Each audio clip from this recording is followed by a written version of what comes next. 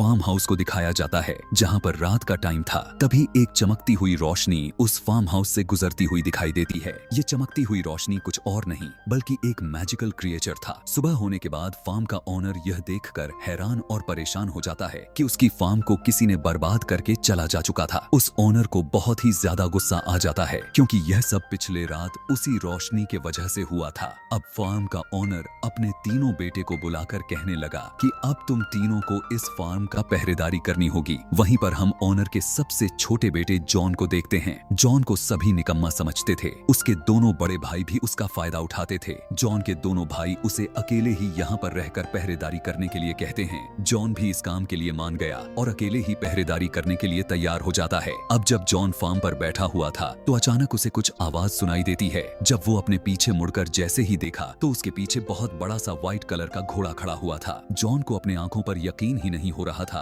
कि उसने इतना बड़ा और सफेद कलर का घोड़ा देखा है। अब वो उस घोड़े को पकड़ने की कोशिश करता है। अपने हाथ में लिए रस्सी को घोड़े पर डाल देता है और वो घोड़ा तेजी से भागने लग गया। मगर तभी जॉन उस रस्सी को पकड़ लिया, जिस वजह से जॉन भी उस घोड़े के साथ आगे चला जाता है। कुछ दूर घोड़ा आगे दौड़ते हुए गया तो वो अनबैलेंस हो जाता है और किसी दलदल में गिरकर फंस जाता है। जॉन जब देखता है कि यह घोड़ा अपना जान गंवा देगा, इसीलिए वो उसकी मदद करने की सोचने लग जाता है। उसको किसी तरह से वो उसे दलदल से बाहर निकाल लेता है। तभी जॉन देखता है कि उस घोड़े के आंखों में आंसू थे। यह देखकर जॉन बहुत ही बुरा फील करने लग गया था। जॉन उस घोड़े से यह प्रॉमिस करता है कि आगे से अब वो घोड़ा उनके फार्म पर नहीं आएगा। जिसके बाद वो घोड़ा जॉन को शुक्रिया कहा और वहां से चला गया। जिसके बाद जॉन भी अपने घर आ जाता है। अब जॉन को दोबारा अपने फार्म हाउस से कुछ आवाजें आती हुई सुनाई देने लग गई थी। जब यह चेक करने के लिए जाता है कि आखिर यह किसकी आवाज है तो वो वहां पर जाते ही हैरान रह गया। वहां पर फिर से दो काले घोड़े बंधे हुए थे। अब इससे पहले जॉन वहां पर कुछ समझ पाता, उसे अचानक से बोलती हुई आवाज बताती है कि यह तुम्हारे लिए एक गिफ्ट है। जॉन के पीछे मुड़कर देखने पर उसे एक छोटा सा घोड़ा नजर आता है। यह घोड़ा उसे बताता है कि मेरा नाम फॉल है। असल में फॉल उस घोड़े का बेटा है जिसकी जान जॉन ने रात के वक्त में बचाया हुआ था। फॉल जॉन को बताता है कि मेरी मदर तुमसे बहुत ही ज्यादा खुश हो चुकी हैं, इसीलिए उन्होंने तुम्हारे लिए यह गिफ्ट भेजा है। जॉन यह सुनकर काफी ज्यादा खुश हो जाता है। उसी टाइम पर जॉन के फादर उसे आवाज लगाने लग गए। जल्दी से जॉन जब बाहर आकर देखा कि उसके फादर उसके फार्म हाउस के अंदर आने वाले हैं, इसीलिए उन्हें बाहर ही रखने की कोशिश में लग जाता है ताकि वो अंदर ना आ जाएं। अब जॉन अपने फादर के चले जाने के बाद फॉल पर बैठ गया। उसके बैठते ही फॉल बहुत ही स्पीड के साथ भागने लग गया। उसकी स्पीड इतना तेज थी कि जॉन के होश ही उड़ जाते हैं। वो हैरान हो गया कि एक घोड़ा इतना तेज कैसे भाग सकता है। एक जगह पर फॉल बैठकर सिटी बजाने लग गया। फॉल के सिटी को सुनकर गोदाम में खड़े हुए दो घोड़े भी उनके पास काफी स्पीड से आ जाते हैं। जॉन यह सोचने लग गया कि इन दोनों घोड़ों को मार्केट में ले जाकर बेच आएगा। जॉन उन घोड़े को मार्केट में लेकर पहुंचा तो उन दोनों घोड़ों को देखकर लोग काफी हैरान हो जाते हैं क्योंकि किसी ने भी आज तक ऐसे शानदार घोड़े कभी नहीं देखी थी। धीरे धीरे वहां पर भीड़ इकट्ठी होने लग गई थी। काफी सारे लोग जॉन से घोड़ा खरीदने की बात भी करने लग गए, लेकिन फॉल जॉन से कहने लग गया कि वो इन दोनों घोड़ों को उस बूढ़े आदमी को बेच दें। लेकिन जॉन तो इन घोड़ों को यहाँ के किंग से ही बेचना चाहता था। किंग जब वहाँ पर प्रकट हुआ तो उसे भी जॉन के दोनों घोड़े काफी ज्यादा ही खूबसूरत लगने लग गया था। उसे पसंद आने लग गया था। लेकिन किंग का मिनिस्टर राजा से कहने लग गया कि उसको यह दोनों घोड़े चोरी के लग रहे हैं। किंग इसी बात का फायदा उठाकर बगैर पैसों के उससे छीन लेता है। जॉन जब किंग से पैसों की बात करता है तो किंग उसे बगैर जवाब दिए चला गया। ऐसा होते ही फॉल जॉन को डांटने लग गया था। वो कहने लग गया कि मैंने तुमसे पहले भी कहा था कि दोनों घोड़े को उस बूढ़े आदमी को बेच दो। खैर, अब जॉन फॉल को जब उदास हुआ देखता है तो वो दोबारा से सिटी बजाता है और वो दोनों घोड़े जॉन के पास आ जाते हैं। लेकिन उन दोनों घोड़ों के तेजी के साथ आने की वजह से किंग की बग्घी पलट जाती है, जिससे वो बहुत ही बुरी तरह से गिर जाते हैं। अब किंग को इस बात से काफी गुस्सा तो आ रहा था, लेकिन किंग चैम्बर की वजह से कुछ न कहकर शांतिपूर्वक जॉन से इन घोड़ों की कीमत लगाने की बात करने लग गया था। जॉन उन घोड़ों की बहुत ही ज्यादा कीमत लगाता है, जिस पर किंग के लोग उस पर सजेश करने लग गए कि वो जॉन को अपने पास काम करने के लिए रख ले, क्योंकि जब जॉन यहाँ पर रहेगा तो किंग अपने बेइज्जती का बदला भी ले सकते हैं। जॉन भी उनकी बातों को एक्सेप्ट कर लिया और वहाँ पर रहकर किंग के कामों में हाथ बटाने लग गया था। अब किंग का असिस्टेंट किंग से कहने लग गया क्यों ना हम जॉन से एक फीनिक्स बर्ड को बुलवाएं। दरअसल वो एक फायर बर्ड था और उसे ला पाना भी इतना आसान भी नहीं था। अब किंग का असिस्टेंट यह कहने लग गया कि उसे ला पाना नहीं सकेगा और जब वो ऐसा नहीं कर पाएगा तो आप उसी वक्त उसे मौत का सजा सुना देना। किंग अपने असिस्टेंट का आइडिया बहुत ही अच्छा लगता है। किंग उसी मेथड को फॉलो करते हुए जॉन से कह दिया। जॉन भी इस बात के लिए तैयार हो गया था, लेकिन जब फॉल को यह बात पता चलता है तो तब वो जॉन से कहता है कि ऐसा करना बहुत ही ज्यादा खतरनाक साबित हो सकता है, क्योंकि जिसने भी ऐसा किया हुआ था और जो भी उस फायर बर्ड के तलाश में गया हुआ था वो कभी भी लौट कर वापस नहीं आ पाया था। लेकिन जॉन हार मानने वालों में से नहीं था। उसने इस चैलेंज को एक्सेप्ट कर लिया था, इसीलिए वो पीछे नहीं हट रहा था। अब फॉल को भी जॉन की मदद करना था, इसीलिए अब वो जॉन को एक जंगल में लेकर चला गया। जंगल में आने के बाद फॉल जॉन को एक ड्रीम नट दिखाया। वो जॉन को बताने लग गया कि यह फायर बर्ड की स्पेशल नट्स हैं और वो इन नट्स को बहुत ही ज्यादा पसंद करता है, मगर वो नट्स इस तरह से हैं कि जो भी इन नट्स को खाएगा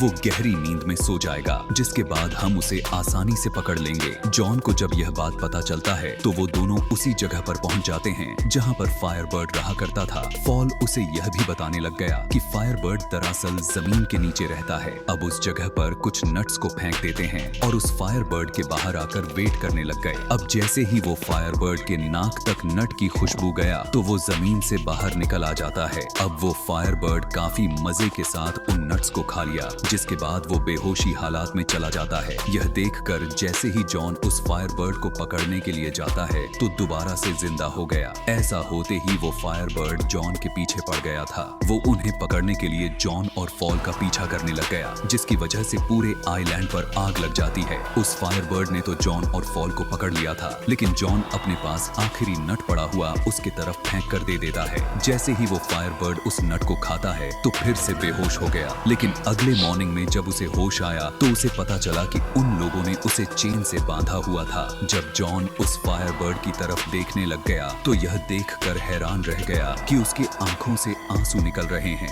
यह देखकर जॉन को बहुत ही बुरा फील होने लग गया था, जिसकी वजह से वो उस फायर बर्ड को आजाद कर देता है। जैसे ही वो फायर बर्ड आजाद हुआ तो वो अपने विंग्स को फैलाते हुए वहां से उड़ जाता है। जाते जाते वो अपने बॉडी से एक पंख जॉन को दे देता है, जो देखता है कि वो विंग हिट की वजह से ग्लो कर रहा था। फॉल जॉन को बताने लग गया कि किंग अब तुम्हें नहीं छोड़ेगा, मगर जॉन फॉल से कहने लग गया कि शायद वो इस पंख से किंग को यह यकीन दिलवाने में कामयाब हो सके कि उन्होंने फायर बर्ड को पकड़ा था। जब वापस जॉन किंग के पास जाता है तो किंग जॉन के किसी भी बात पर यकीन करने से साफ साफ इनकार कर देता है। अगले ही दिन जॉन को मौत की सजा के लिए लाया जाता है। जॉन उस पंख को निकालकर सभी को दिखाने लग गया कि देखो मेरे पास उसका पंख पड़े हुए हैं, लेकिन पता चला कि वो पंख तो अब ग्लो ही नहीं कर रहा था। इसीलिए किंग जॉन को मार देने के लिए कहता है। जब किंग जॉन को मौत की सजा देने लग गया उसी टाइम पर वहाँ पर फायर बर्ड आ जाता है, जिसे देखकर सभी के सब ज्यादा हैरान हो जाते हैं। जॉन के बातों पर सभी लोग यकीन करने लग गए थे, जिसकी वजह से किंग को जॉन की सजा खत्म करनी पड़ जाती है। इतना ही नहीं बल्कि किंग जॉन को प्रमोशन भी दे दिया। अपनी बेइज्जत का बदला न ले पाया तो इसीलिए किंग बहुत ही ज्यादा गुस्सा हो गया। इसलिए अब वो फिर से अपने मिनिस्टर से कुछ और प्लान सोचने के लिए कहने लग गया। बहुत ज्यादा सोचने के बाद किंग का मिनिस्टर किंग को एक आइडिया देता है। वो कहता है कि हम इस बार जॉन को एक माउंटेन की प्रिंसेस को लाने के लिए भेज दें।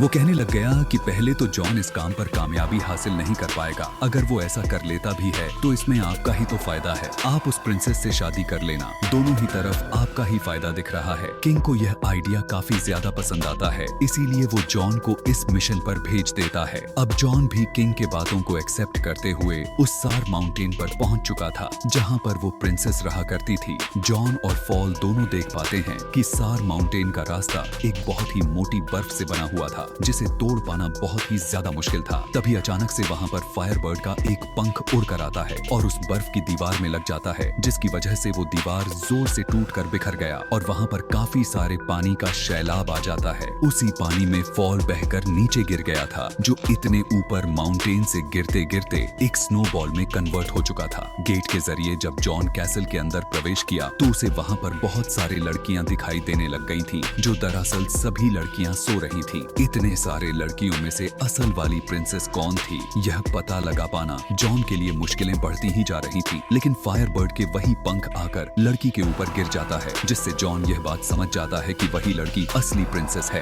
जॉन उस लड़की की खूबसूरती को देखकर हैरान रह गया था और वो उसे बताने लग गया कि उसके किंग उससे शादी करना चाहते हैं। मगर वो लड़की जॉन से कहने लग गई कि अगर तुम्हारे किंग इतने ही ज्यादा बहादुर होते तो वो मुझे यहाँ पर खुद लेने के लिए आ गए होते। यही कहने के बाद वो प्रिंसेस पहाड़ से सीधा नीचे कूद जाती है। यह देखने के बाद जॉन भी अपनी जान की परवाह न करते हुए उस प्रिंसेस के पीछे कूद जाता है। फॉल भी कहां, कुछ कम था, वो उन दोनों को बचा लिया था। दोनों को अपने ऊपर बैठाकर आराम से नीचे लेकर आता है। फॉल जॉन को देखकर यह समझ चुका था कि जॉन प्रिंसेस को अब पसंद करने लग गया है। फॉल उसे समझाने लग गया कि अगर यह बात किंग के कानों तक पहुंच गया तो तुम्हारे लिए मुसीबत और भी ज्यादा बढ़ सकती है। हम देखते हैं कि प्रिंसेस भी छुपकर उन दोनों की बातों को सुन लेती है। प्रिंसेस को भी यही लगने लग गया था कि शायद वो भी जॉन को पसंद करने लग गई है। इसके बाद वो लोग किंग के पास वापस जाते हैं। वहाँ पर सभी लोग प्रिंसेस की खूबसूरती को देखकर हैरान रह जाते हैं। अब किंग जब जॉन को जिंदा देखता है तो उसे गुस्सा तो आता ही है, लेकिन किंग के आदमी उसे समझाते हैं कि इसमें उसका ही फायदा है। अब लोग जॉन को प्रमोट भी कर देते हैं, मगर जॉन इन सबसे ज्यादा खुश नहीं दिख रहा था। उसे प्रिंसेस की फिक्र होने लग चुकी थी, इसीलिए वो छुपकर प्रिंसेस के पास चला गया। लेकिन इससे पहले वो प्रिंसेस को कुछ बता पाए, किंग के लोग आकर प्रिंसेस को वहाँ से ले जाते हैं। अब किंग प्रिंसेस से शादी के लिए प्रपोज करता है, लेकिन प्रिंसेस उससे कहती है कि वो एक ही शर्त पर शादी करेगी कि अगर वो प्रिंसेस को वह रिंग ला कर दें जो उसकी दादी की थी, जो रिंग समुंदर में गिर गई थी। इसीलिए वो रिंग जब तक उसके पास नहीं आ जाती तब तक वो शादी नहीं कर सकती। अब प्रिंसेस की बातों को सुनकर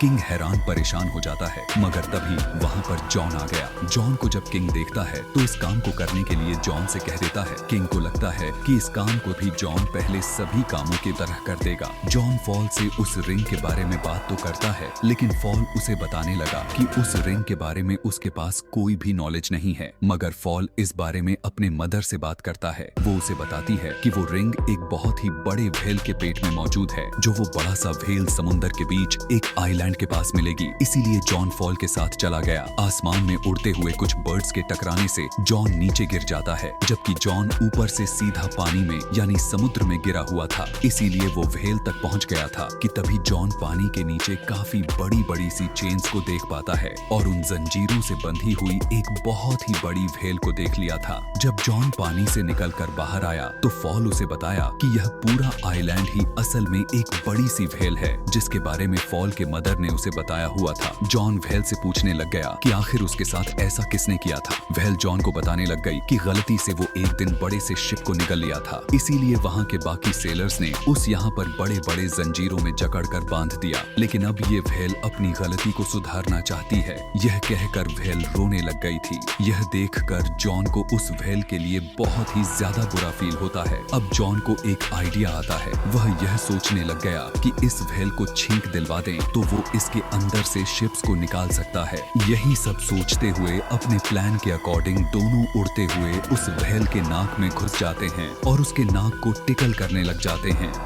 ऐसा होते ही व्हेल के नाक में खुजली जैसा कुछ होने लग गया, जो अचानक से व्हेल बहुत बड़ा छींक मारती है। उसके छींकते ही उसके पेट के अंदर से सभी के सभी शिप्स बाहर निकल आते हैं, जिसके बाद ये व्हेल उस समुंदर के अंदर दोबारा से जाने लग जाती है। व्हेल के जाने के बाद जॉन को वह रिंग याद आती है कि जिस काम के लिए आया था वो तो किया ही नहीं। इसीलिए जॉन अब उदास हो गया क्योंकि व्हेल वहाँ से जा चुकी थी। मगर तभी यहाँ पर एक क्रैब रिंग को लिए आ जाता है और वो जॉन को बताता है कि ये व्हेल उसके लिए भेजी है, क्योंकि वो इतनी बड़ी व्हेल ने जॉन के दिल के बातों को महसूस कर चुका था। इसके बाद वो रिंग को लेकर प्रिंसेस के पास चले जाते हैं, जहाँ पर उनका नजर उस फायरबर्ड पर भी जाती है जिसको किंग ने बिल्डिंग से बांध दिया हुआ था। जॉन प्रिंसेस को वो रिंग देता है। रिंग को देखकर प्रिंसेस यह समझ चुकी थी कि जॉन उसके लिए कुछ भी कर सकता है। उधर राजमहल से किंग का आदमी फॉल को देख चुका था। फॉल को बोलता हुआ जब किंग का आदमी देखता है तो उसे यह लगने लग गया कि यह एक एक जानवर के रूप में डेविल है, इसीलिए सभी फॉल को वहाँ पर पकड़ने के लिए चल देते हैं। लेकिन उसी दौरान किंग की नींद खुल चुकी थी।